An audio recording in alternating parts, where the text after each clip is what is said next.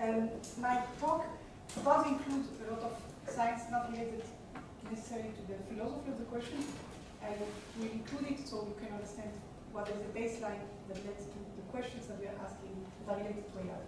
So my group is interested in interactions that are mediated by small peptides, and the reason why we are interested in those interactions is because they are like a mini cosmos of what can happen when proteins communicate. They include a lot of interesting facets that you can learn on a small scale and then extend it to protein-protein interactions, or also extend it on the other side to small molecules. And a lot can be learned from that. So many interactions are dominated by such small segments like here. We can connect this with a small molecule, drug world, and this is also a lot of data that you can use for transfer learning and also testing. And just one example, there was a year ago, there was a publication about millions of peptides, hundreds and thousands of peptides that are expressed especially in humans, and they have no idea what they are doing. So, okay? No one has an idea what they're doing. So this is an exciting topic. In our lab, we have made big efforts to model these interactions with high accuracy. So today, I think we know how to do this more or less, and I'll tell you what I think by more or less. And now, once we know how to do this, we can now ask more intricate questions. Can we use this to design interactions, to design inhibitors? And also, can we use all what we learned from these crystal structures to extend to the real world, which doesn't include only crystal structures, but also interactions that remain flexible? And what can we learn from learning, and what did we forget? So that's the questions that I keep asking myself. Okay, so to understand this, I'm just going to show very quickly what we did in the past. We developed a protocol that can model the interactions between peptides and proteins, where the main challenge is to account for the flexibility of the peptide when it binds. So that's not something that is trivial to model. We used, in the beginning, Monte Carlo approaches to search this space based on the Rosetta framework. And we managed to generate a protocol that can accurately model a structure once we know approximately where the peptide is located. But it was very difficult to extend this to full ab initio docking, because that's a search space that is very large. You need to search all the possible orientations and also the conformation of the peptide. That's too much. And so we were thinking about this for a long time, and then we had the idea to think about how nature organizes itself. And there was a paper that was very interesting to us that basically claimed that structures that are seen in protein-peptide interactions basically very much resemble what happens in protein monomers. And that is a topic that has led us to develop our new protocols, which basically say that if we can formulate the problem of interactions between proteins and peptides, that is maybe not protein-protein interaction, but protein and peptides, as a problem of monomer folding, then we can basically use this, the advances that are happening in the monomer folding for our use. And so we use this in three different ways. First, we looked at the protein-peptide interaction from the view of the peptide. The peptide is flexible, so how can we actually solve the problem of binding and folding? And so for this, we went back to what the Rosetta approach, the original Rosetta approach was, which basically was knowledge-based or learning-based or whatever you will call it, which basically showed that you can basically look at local conformations as an ensemble of structures that you can extract from proteins that have been solved with similar sequences. So basically that was, I think, the first step that reduced the conformational space using learning or knowledge base or whatever you will call it. Today, they call it biophysical, but it's basically also learning. And this really helped us decouple the conformational search of the peptide from the rigid body search. But then we thought also from the other side. When we look at the receptor, then when it wants to bind the peptide, maybe it's the receptor that determines the structure. So what we think of, if you have a protein surface, maybe this protein surface already dictates whatever can bind to the spot. The idea here is to look at a structure and extend surface patches, and then look for these surface patches in other structures, in monomers, in interactions, whatever. And if we find this structure in a monomer, we can just extract the complementing segment and take it as a starting point for docking. And that has worked very well for us. We call this protocol Patchman. And the third one was using AlphaFold. So just shortly to show what Parchment is doing, as I said, we are extracting from a structure to the right, which is a monomer, this red segment that is very similar to the surface patch, and from that we start, we can do docking, or we can also do design based on that background that we are having. We have used this also for designing inhibitors for interactions that are important for IBD. When AlphaFold was published, this was very interesting to us because we immediately thought that we can actually use our approach of describing a protein as a monomer with its peptide connected to protein-peptide docking. Tommy in the lab had tried to do this before, but it didn't really succeed because, for example, Rosetta Fold was trying to fold the linker that we actually added as a domain. That didn't work. So when AlphaFold was published, we immediately ran our predictions and we saw that it works very well. So we can see here, in this case here, we have a success where the peptide connected to this linker that is completely meaningless can be bound there. And the reason why this works is because AlphaFold identifies the meaningless character of this linker, which is a really important feature that I think has advanced the field of unstructured proteins much significantly. Here is a clear failure. In this case, AlphaFold didn't understand that this is something that needs to bind. What we can see from here is that in part of the cases at least, AlphaFold has learned something that is beyond what it has been fed in. Because AlphaFold is based on multiple sequence alignments and we don't have any multiple sequence alignment information for the peptides. So this means that it has learned some structural patterns that it can reuse when it models structures. And so that was a question that we could answer relating to learning and memory. It could be that it memorized all these structures, but it didn't have all of them in the database. So it seems really to have learned something. Not everything, it has learned something. What was important for us is that AlphaFold comes with a confidence measure. And if we look at the plot here of RMSD, which basically tells us how well we do, we want to be to the left, and how well we are predicted to be doing, we want to be upwards, we can see that above a certain threshold, the predictions seem to be correct. So that was with AlphaFold monomer. We repeated this approach on a large set of interactions that are categorized in the M database, which basically collects all the interactions that are known between small peptides and motifs and the receptor. And from this study, that was a very large study, I just want to mention a few highlights that we found there. We found that for the known structures, we can reproduce them very well. So you can see again, there is a very high concentration of structures that have a very high model confidence and are also very well modeled. But there is more to do. So we need to improve in accuracy the cases where AlphaFold fails. And we need to understand what happens there. And also, we need to redefine accuracy measurements because it might be that we didn't actually look at them correctly. So from this, we are finishing our developing of a pipeline where we can basically model any peptide protein interaction starting with AlphaFold or whatever other AI methods. If the confidence is higher of a certain threshold, then we finish. If it's not higher, then we continue, for example, with Parchment, and then we rank our structures, for example, with Alpha-2Rank, which is a protocol that Sergei Ovchinnikov developed, where he showed, again, that it seems that AlphaFold has learned some local features, some biophysical features, because it can basically re-rank known structures if the multiple sequence alignment is not given and if the template is enforced. So pretty much here we are at a place where we know how to model the interactions. One important point that I want to make is something that Julia developed recently, Julia is sitting here, is a new measure of looking at the interface measure of accuracy. For those of you who use AlphaFold, there is this IPTM measure, which basically gives us information about the interface, interchain performance.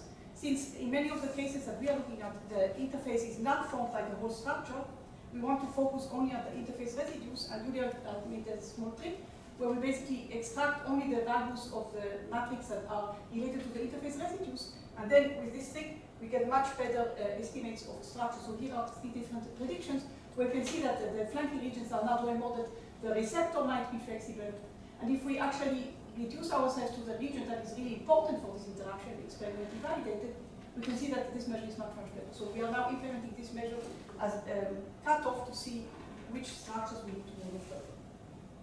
Okay, so this is what we can tell about protein-peptide interactions, how we model them, how we model structures that we can then compare to our results of crystal structures. But In many cases, we saw, for interactions that haven't been necessarily crystallized, we saw that AlphaFold doesn't produce these high confidence structures. It's a different behavior, and we know that these interactions are correct, but we also know that something more is going to happen based on the hints that AlphaFold gives us. So this is an example of an interaction that we modeled with in two different ways. The structure that has been solved is shown in blue. This is the sequence that is not engraved. And what we did is we modeled it in two ways. We modeled it only with the short sequence in brown and the whole sequence. And these are the two predictions that you can see. They are all bad. They are all orange and yellow, which means they are bad. In this case, you can see that you recover somehow the structure of the interface. In this case, we don't cover anything. But what we can see here is that this is a very repetitive sequence. It's a kg, kg.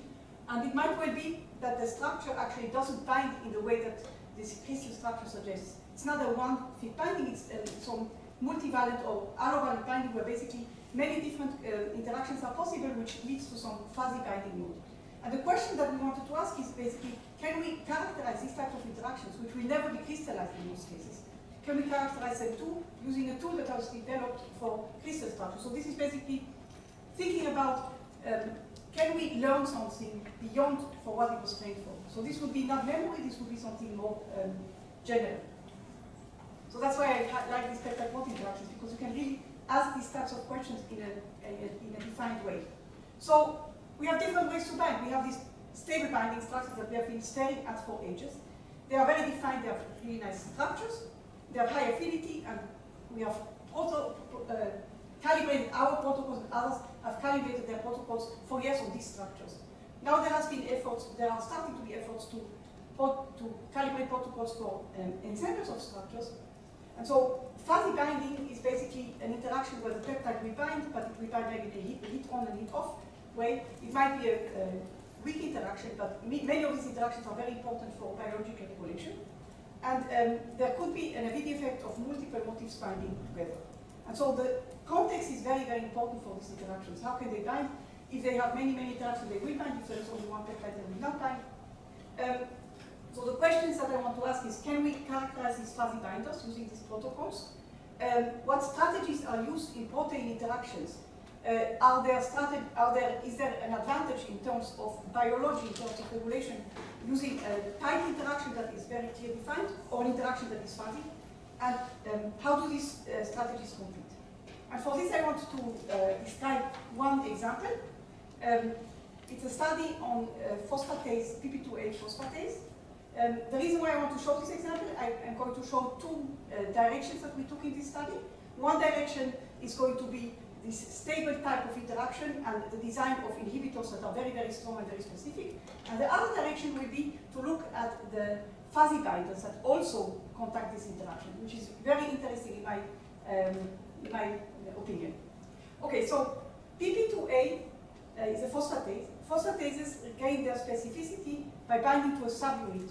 So phosphatases by themselves are not very specific, in contrast to the kinases. We have much lower number of phosphatases than kinases, and the specificity is gained by these subunits. And previous studies of PP2A, for example, with P56, have identified binding motifs using, for example, phage display.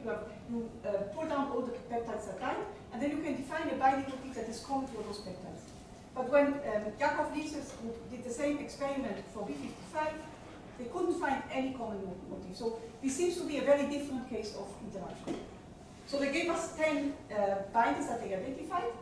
What they had done in the lab, what they didn't tell us, is a very, very detailed analysis of each and every position that is important for binding. So, for example, in this case of CDCA4, they took the structure, they cut it into pieces, and they looked at which of the overlapping segments of 100 amino acids is the one that is important for the interaction. Then they cut this segment that they identified into 10, and then they cut it into 5, and then they cut it into 1. At the end, they knew exactly where it binds.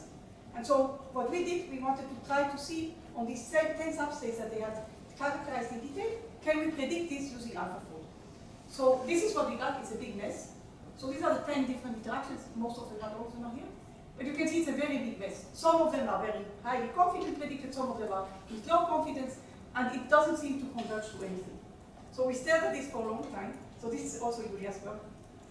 And then basically after long study, we could define some common mechanism of how these different different ligands bind to the binding site. This is all AlphaFold models. And you can see here to the left, you can see some alignment to 3 different patches that we identified. Some of them align in the inverse direction, some of them align in the correct direction. It's very difficult actually to understand these common motifs, but when you look at it, it's really nice to see how things compensate, how different regions compensate for these interactions. So we are very confident in these interactions because it really makes sense. And we can basically describe this in 2 different ways. So there is this helix loop helix motif that binds, and then there are others that bind this way. And then there was this one interaction that we couldn't model really well. This looks like a real mess. So these are the different models that were generated for AMBRA1. And this really, so we call this AlphaFold because it really doesn't make any sense. So what happens there? So what I want to tell you is that we can actually make sense of this. So this is really the nice point. So what we did is we did the following. So this is a sequence, part of the sequence of AMBRA. And what Jakob did, what we basically did, we started to look at the large thing. We modeled this whole thing, and this is what we get. When we home down onto specific region, we start to see a pattern. There are these charges that point to the same direction. When we home in even further, we can see that there is a really nice conserved motif. And experimental validation of these things show that there are many, many different motifs interspersed in this region. They are all very similar, and they all basically affect binding. None of them reduces binding completely, but all of them affect it a little bit. So what you can see here is that this is a multivariate binding story, where basically the high affinity is not achieved by one of those interactions, but by the combination of them. So what happens here, the multivariate binding is that you have an on rate, and then the peptide detaches, but the off rate is actually not the real off rate because it immediately binds with another peptide. So this type of multivariate binding can achieve similar affinity with a very different strategy. And what is interesting here is, can we basically, what happens here, can we compare these types of interactions? We have 2 different interactions. What is the role in biology of the 2 different strategies? Is there a reason why AMBRA uses this strategy and CDAC4 uses the other strategy?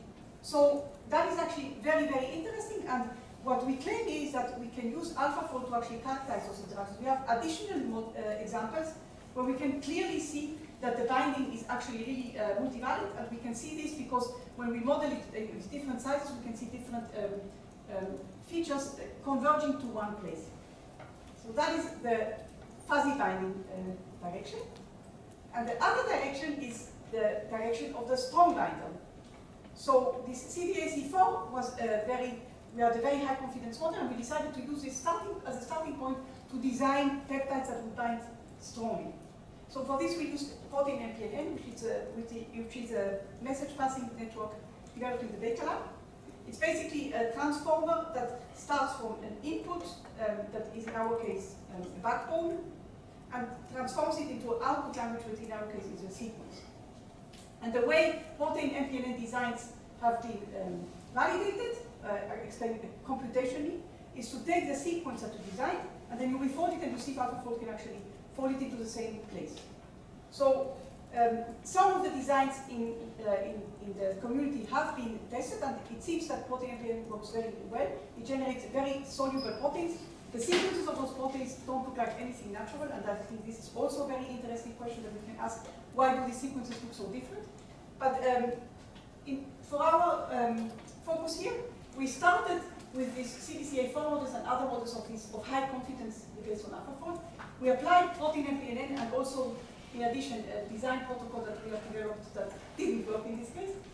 We designed binding sequences, we refolded them, and then we selected the ones that bind in a similar way and also have high confidence. And we tested them, so Jakob tested them, and all the ones that were designed by protein MPLN bind. The FlexPep design only one bound, but all the peptides did bind, which was very, very nice. I mean, this is really cool. When we look at the structure, so this is basically the interface of this design. You can see, like in many protein MPLN cases, you have E. You can identify them very easily. Jakob generated a control where we mutated the crucial residues, so we could see if we could see if basically the interaction is removed. What you see here is not only is and I forgot to say the method with SPR or with fluorescence polarization, the binder is very, very strong. It's monomolar or subnanomolar. I'm finishing in a moment. What is really important here is that it's also very specific. When you use this binder to pull down proteins from a lysate, you can get only this P55. So it's very, very, very specific.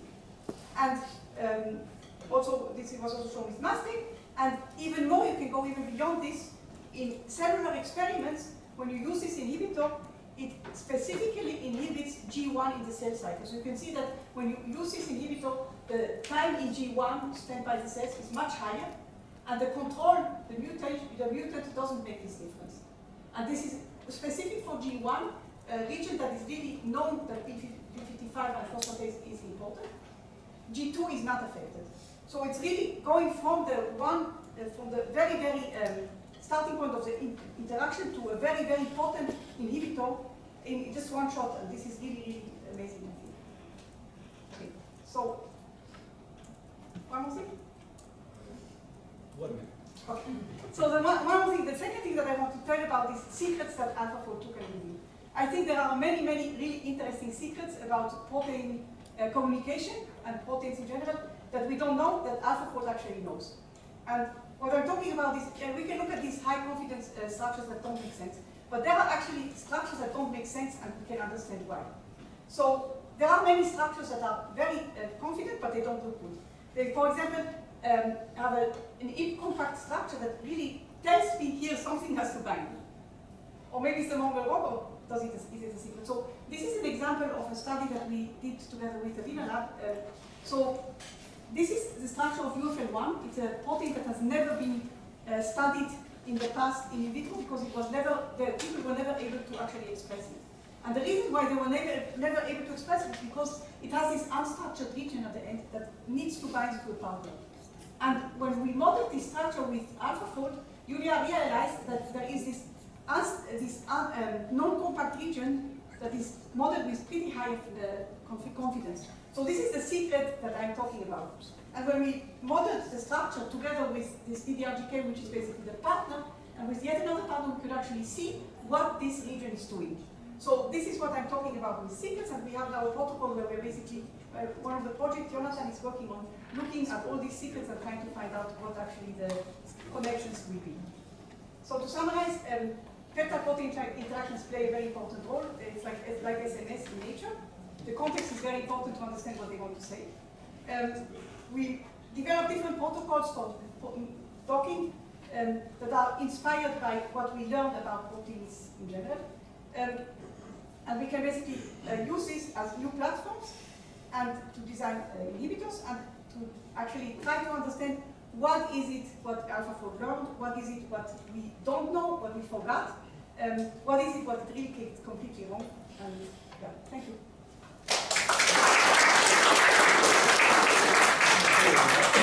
Questions?